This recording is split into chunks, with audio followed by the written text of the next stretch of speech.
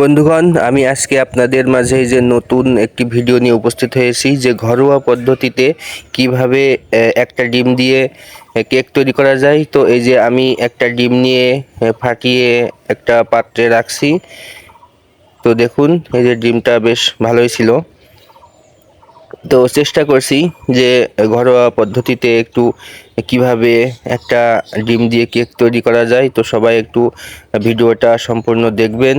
তো আশা করি সবাই শিখতে পারবেন। তো আমিও একটু চেষ্টা করেছি ডিম দিয়ে একটা কেক তৈরি করার জন্য। এই যে ডিমটা একটু ঘুলিয়ে নিচ্ছি, কারণ ডিমের ভিতরে সব জায়গায় একটু মিশিয়ে না নিলে পারে জায়গায় জায়গায় যদি হয়ে থাকে তাহলে কেকের সৌন্দর্যটা আসে না।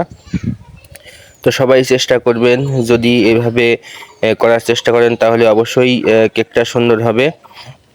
তো এই যে আমি আগে কিন্তু চিনি দিয়ে দিয়েছিলাম, আমার কাছে কোনো মেজারমেন্ট কোনো কিছু ছিল না, এই জন্য নিজের আন্দাজ অনুযায়ী আমি কিছু দিচ্ছিলাম। তো আগে আমি চিনিগুলো দিয়ে দিয়েছিলাম, এই জন্য সে ভিডিওটা করি নাই। তো আবারও আপনাদেরকে একটু চিনি দিয়ে আবারও মিশাচ্ছি। তো বিশেষ করে এই সময়টুকুই শুধু বেশি সময় লাগে, যে চিনিটা কিন্তু সম্পূর্ণ আকারে গলিয়ে ফেলতে হবে। এই যে তারপরে আমরা কিছু সয়াবিন তেল দিয়ে দিচ্ছি ভিতরে একটু মানে পরিমাণ মতো, যাতে এই যে পরিমাণ মতো আমরা সয়াবিন তেল দিয়ে দিলাম, কারণ এগুলো হচ্ছে মেজারমেন্ট করে দিলে পরে সব থেকে ভালো হয়। তো আমার কাছে সেভাবে কোনো কিছু ছিল না যে হুট করে সবাই বলছে যে একটা কেক তৈরি করে দেওয়ার জন্য। তো আমি এই জন্য যতটুকু মনের ভিতরে মনে হইলো যে এই এতটুকু করে দিতে হবে, তো চেষ্টা করলাম। তো দেখি যে আবারও সবগুলা ঘোলাচ্ছি, ঘুলিয়ে নিয়ে তারপরে আবার কাজ করতে হবে। সবথেকে এখানে বড় প্রবলেমটা হচ্ছে ভিতরে যেই চিনিটা আছে, চিনিটা সব একদম গলিয়ে ফেলতে হবে, তা না হলে ভালো হবে না। এই যে দেখুন, এইভাবে কিন্তু গুলাতে হবে। এখন আমি যে 1 কাপ ময়দা দিয়ে দেব। তো ময়দাটা দেওয়ার পরে ময়দা সহকারে আবারও আমাদেরকে ঘোলাতে হবে এভাবে। তারপরে তো দেখুন যে আমি কিভাবে কেকটা তৈরি করছি।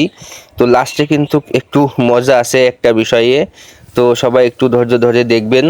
এই যে আমি গরুর দুধ দিয়ে দিচ্ছি ভিতরে, লিকুইড দুধ, একটু লিকুইড দুধ দিয়ে আবারও মিক্স করতে হবে।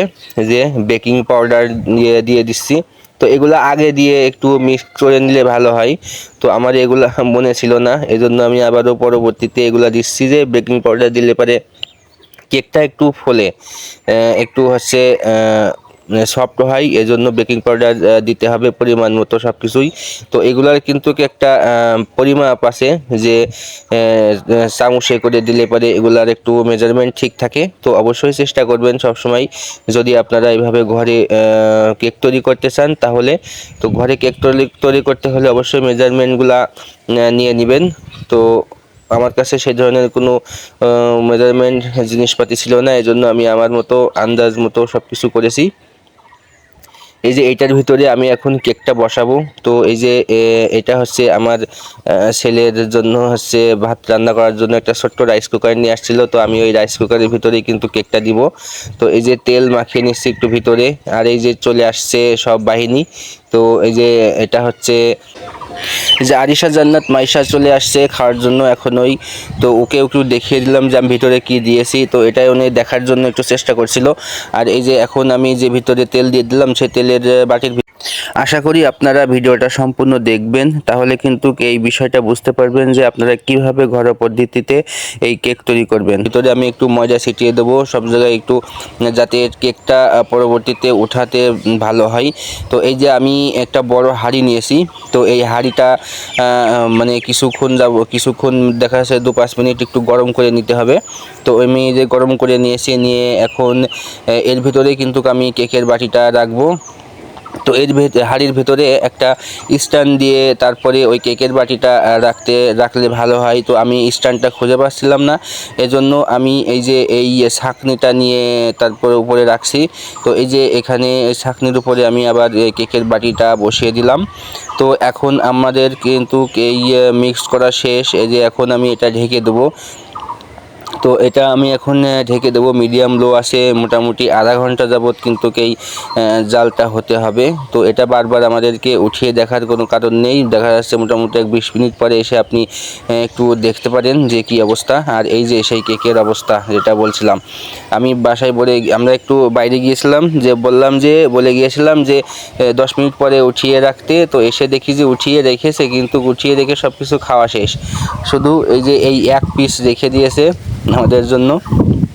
তো কেকটা কিন্তু অনেক সুন্দর হয়েছিল, যে সম্পূর্ণ কেকটা দেখালে অনেক সুন্দর দেখাতো, কিন্তু দুঃখের বিষয় সব কিছু সবার খাওয়া শেষ, খেয়ে সব এই যে এইটুকু রেখে দিয়েছে।